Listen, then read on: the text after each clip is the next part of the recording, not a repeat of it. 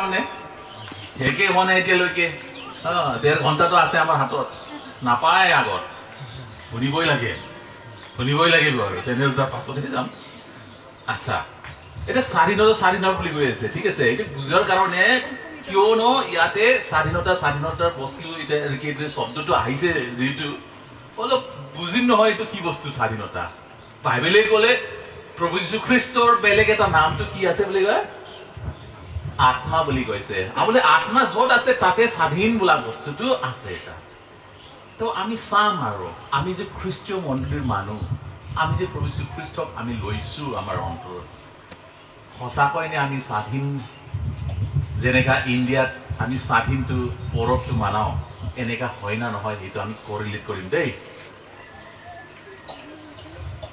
আমি জানো আৰু স্বাধীনতা বুলি ক'লে বহুত মানুহ ডাঙৰ মানুহ ফ্ৰীডম ফাইটাৰ যাক বুলি কয় আমি দেশৰ কাৰণে ইণ্ডিয়াৰ কাৰণে নিজৰ কি দিলে তাইতে কি দিলে প্ৰাণ দিলে তেজটো দিলে মতলব ইণ্ডিপেণ্ডেন্স বুলি ক'লে যেতিয়া ৰোগত মানুহে নিদিয়ে ৰক্তপাত যেতিয়া নহয় তেতিয়ালৈকে স্বাধীন নহয় এটা সিম্পল উদাহৰণ কি আছে মই বড়ো মানুহ আমাৰতো এতিয়া কি আছে কি বুলি কয় আমাৰ বড়ো দিনক কি কয় বিটিআৰ বুলি কয় না নাই তো বিটিআৰ পাৱাৰ কাৰণে কিমান ইউথ মানুহবিলাক নিজৰ প্ৰাণ দিছে না নাই এনেকা ইয়াতেও আমি হিষ্ট্ৰীটো চালে বুৰঞ্জী চালে আমি গম পাই দেই মানে স্বাধীন বোলা বস্তুটো তেতিয়ালৈকে নাহে যেতিয়ালৈকে কোনো মানুহে নিজৰ ৰক্তটো তাত বলি নিদিয়ে তেতিয়ালৈকে নাহে খালি আমি জানো খালি ভূটান এটা এনেকা জায়গা আছে যাত democracy without shedding of blood आखा संसार में सिर्फ एक ही जगह है वो क्या है भूटान में डेमोक्रेसी कब आया वहां पे कोई ब्लड शेडिंग नहीं हुआ वहां पे कोई वार कुछ भी नहीं हुआ लेकिन फिर भी क्या हो गया वहां पे डेमोक्रेसी हुआ स्वाधीन बोला वस्तु तो इंडियन है सॉरी ये संसार खाली भूटान जगह আছে যোন ভূটানত ৰক্তপাত নোহোৱা লৈকে তাতে কি আহিছে ডেমোক্ৰেসিটো আহিছে গম পাইছে আপোনালোকে এইটো বুৰঞ্জী জানিব লাগে কিন্তু আমি এটা সাধাৰণ এই অসমতে বহুত ষ্টেট আছে না নাই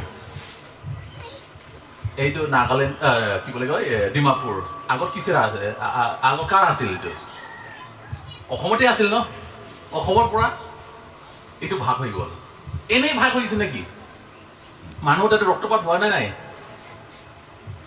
মই কি ক'বলৈ বিচাৰিছো যদি স্বাধীন লাগে আৰু কোনোবাই যদি স্বাধীন বিচাৰিছে তাতে কোনোবাই নিজৰ তেজটো বলিদান কৰিব লগা হৈছে ইয়েছ অৰ নো মই আগত ক'লো ভূটানৰ কেইজনমান আহিছে ইয়াতে মই ভূটানত আছিলো আৰু 2-3 বছৰমান মই জানো তাৰ বুৰঞ্জী অলপ জানো আৰু মই এইটোই গম পাইছো তাতে স্বাধীন আছে কিন্তু ৰক্তপাত হোৱা নাই এনেই স্বাধীন আহি গ'ল তাতে এইটো ৱৰ্ল্ডত ৰেকৰ্ড হৈ গৈছে দেই আৰু বেলেগ জায়গাত ৰক্তপাত নহলৈকে হোৱাই নাই কদাপি হোৱা নাই আৰু হিষ্ট্ৰীত বুৰঞ্জীত নাথাকে এনেকে আমাৰ ইণ্ডিয়াত যেনে আমি স্বাধীন বোলা বস্তুটো 15 আগষ্টত আমি সেলিব্ৰেশন কৰো তো সেলিব্ৰেট কি কৰিব এইটো ফ্ৰীডম থব লাগে হয় না নহয় প্লিজ আপোনালোক অলপ ধ্যান দিব দেই যেটা স্বাধীনতা দিৱসটো মানায় আমি ইণ্ডিয়াত তাতে কি লিখা থাকে কওকচোন ফ্ৰীডম বুলি কয় কি লিখা থাকে তাতে কওকচোন ইণ্ডিপেণ্ডেন্স কি লিখা থাকে কওক ন ইংলিছত ইণ্ডিপেণ্ডেন্ট হলে এইটো ক'ত ফ্ৰীডম ক'ত ইণ্ডিপেণ্ডেন্ট বেলেগ হয় না নহয় কওকচোন শব্দটো ডিফারেন্স আছে না নাই আমি তো ফ্রিডম ডে বলে লাগে কিন্তু আমার ইংলিশত কি নাম আছে তাতে ইন্ডিপেন্ডেন্ট এইটো মানে কি ইংলিশত যদি বুঝে ইংলিশ মানে কি এইটো কি বস্তুটা ইন্ডিপেন্ডেন্ট বলি কি বুঝে আপনি আমাকে কওকচোন আবু যাম লাহে সোমাই আছো আৰু মানে স্বাধীন বুলি কি হয়? বেলেগৰ স্বাধীন নহয়, মই নিজে স্বাধীন পাইছো। মই খাম নিজৰ ইচ্ছাত খাম, মই নিজৰ ইচ্ছাত লগাম, আৰু নিজৰ স্বাধীনটো প্ৰাপ্ত কৰাটো বুলি কি হয়? ইণ্ডিপেণ্ডেঞ্চ। মই নিজৰ তাতে মই নিজৰে ওপৰত মই ডিপেণ্ডেণ্ট কৰো। গম পাইছেনে সেই বস্তুটো? আগতে কি কৰি আছিলে ভাৰতৰ মানুহ বোলে? কি কয়, আমিতো ব্ৰিটিছক ইয়াৰ পৰা কি দিলো? খেদি দিলো আৰু, কয় না নকয়? এইটোৱে স্বাধীনতা বুলি কি কয়? আমি ব্ৰিটিছক ইণ্ডিয়াৰ পৰা কি কৰিলো? খেদি দিলো, আৰু আমি স্বতন্ত্ৰতা হৈ গলো, আৰু আমি ইণ্ডিপেণ্ডেন্স হৈ গলো। বহুত মানুহে তেজ দিলে, কিন্তু কি হয় ইয়াতে?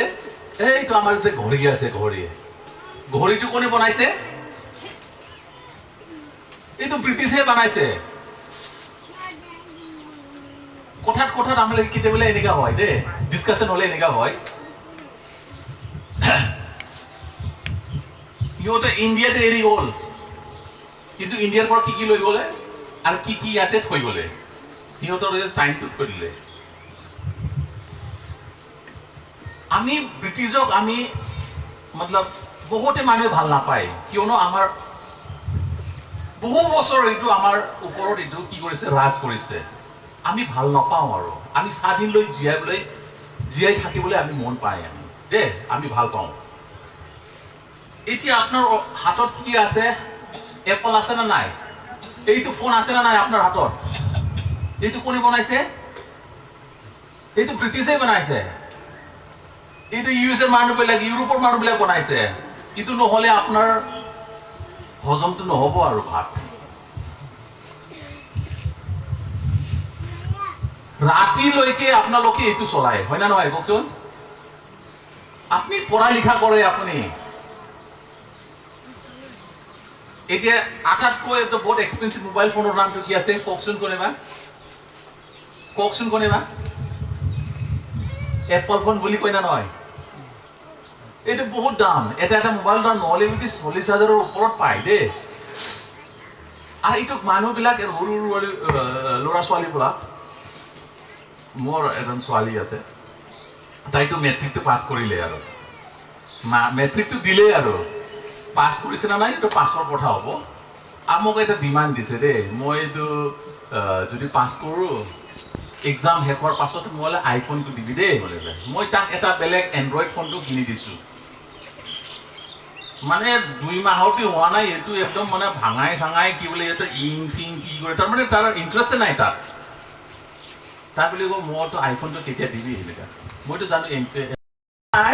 বাইবেল যদি যেতিয়া পঢ়ো আমি, বাইবেলটো এইটো বস্তুটো কি, কিয় লিখিছে, কিহৰ সন্দৰ্ভত লিখিছে, এইটো গম পালে আপুনি অৰ্থই বুজি যাব, আৰু বাইবেল বুজি পাইছে? ভালকৈ বুজি পাব, আৰু নহলে আনাপ চানাপ বাছ উঠি গ'ল, আৰু বাইবেলটো পঢ়িব, এতিয়া কি বস্তু নহয়। যেনেকা স্বতন্ত্ৰতা বোলা বস্তুটো কিমান মানুহ বাপৰে বাপ মদ খাই পিনে এইটো এনজয় কৰে, কি কৰে, কিন্তু স্বতন্ত্ৰতা বোলা বস্তুটো কি গম নাপায় মানুহে। এইটো বুজিলে ভাই, কোনোবা আমাৰ মাজত কোনোবা বহুত টেষ্ট দিছে, যাৰ কাৰণে আমি এইটো কি কৰি আছো? চেলিব্ৰেশ্যন কৰি আছো, এনেকা বস্তুটো। তো আমি কি গম পালো?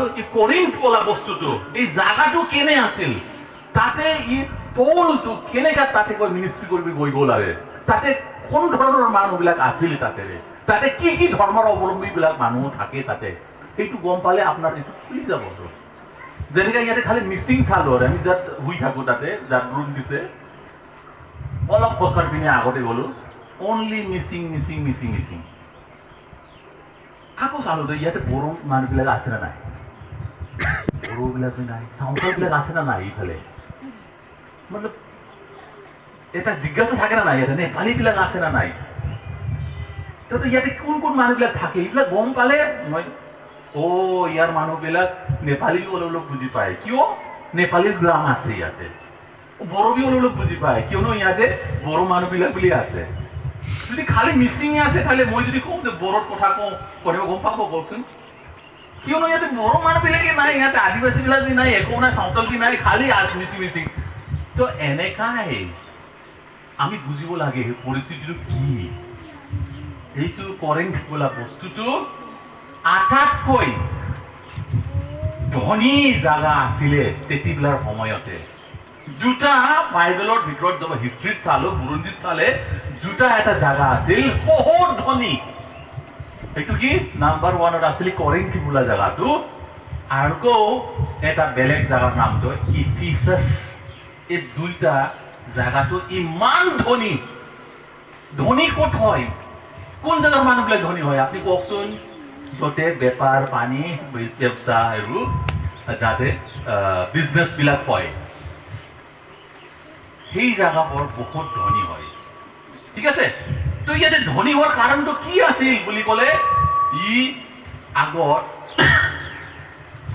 এই জাগাটোকে গ্ৰীচ বুলি গ্ৰীচ এই সংসাৰত এক সময়তে আলেকজেণ্ডাৰ দ্য গ্ৰেট বুলি কয় সাৰা সংসাৰক কি কৰিছে নিজে ক্যাপচাৰ কৰিছে দেই বহুত একদম জুজাকি মানুহ আছিল সাৰা সংসাৰত এটা ইমান ফেমাস মানুহ তাইতো সাৰা হোল ওয়াৰ্ল্ডত ক্যাপচাৰ কৰিলে আৰু তাতেও এই বুলি কৰিন্থ বুলি হলে সেই ঠাইত তাইহঁতে কি কৰিলে নিজৰ কলনীটো বনালে আৰু সেইটোতো গল্ফ আছে গল্ফ বুলি ক'লে তাতে কি হয় আমাৰ নিচিনা এইটো কিবা টমটম সমটম নচলে আৰু কি চলে তাতে খালি জাহাজ ডাঙৰ ডাঙৰ কি চলে জাহাজ আমাৰ ট্ৰেইনত কিমানটা পটৰি হয় 200-300 পটৰি হইলাম কয়লা যদি তাতে আমি লোড কৰো যিমান কয়লা লোড কৰি কৰো তাতকৈ বেছি কয়লা ক'ত লোড কৰিব পাৰো আমি জাহাজত আৰু জাহাজত টেনশন নাথাকে আৰু এনেকা ক'ত চাক্কা জাম হ'ব কাটবা কি হ'ব এনেকা কাৰ্বন খুন্দাই লগাব ক'ত এনেকা এক্সিডেন্টৰ চান্স নাথাকে আৰু এক জাগাৰ পৰা একদম পানীৰ লৈকে যায় বোলে যিমান বিজনেছ বোলা বস্তুটো এই কৰিন্থত আহিছিলে তাৰ কাৰণে তাতে ইমান ফেমাস এই জায়গাটো ইমান বিজনেসম্যান আর ইমান বিজনেস হয়েছিল তাতে ঠিক আছে গম পাইছে আপোনালোকে তেতিয়াবিলাক যেটা এতিয়া ফেমাস হল তেতিয়াবিলাক তাৰ আগত তাক এটা ক্যাপচাৰ কৰিবই তাক ক্যাপচাৰ কৰি আহিছে কোনে জানা ৰমান বুলি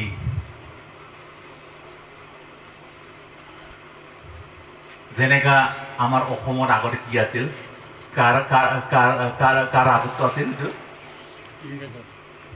নহয় কাৰ ৰাজত্ব আছিল মোটামুটি এই মানে পলিটিক্সৰ কথাটো কৈ আছো কংগ্ৰেছৰ আছিলে এতিয়া কাৰ বিজেপি এনেকাই এইটো চেঞ্জ হৈ থাকে দেই আগত কাৰ আছিল সেইটো কৰিন্থ বস্তুটো গ্ৰীকৰ আছিল গ্ৰীচৰ আছিল